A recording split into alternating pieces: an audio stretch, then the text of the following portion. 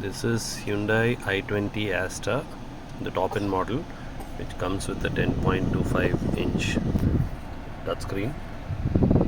Now we are connecting the Apex Picasou Mini, which is converting the original OE system, which is a wired Apple CarPlay Android Auto, into a wireless system. Just plug into the USB and keep it aside.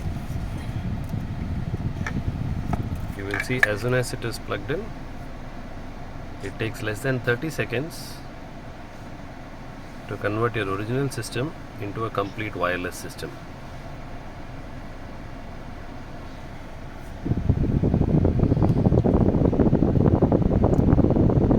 Just turn on the Bluetooth on your phone,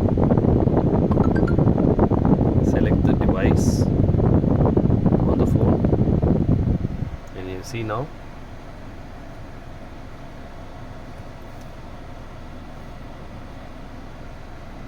Apple CarPlay has got activated onto your original system. This is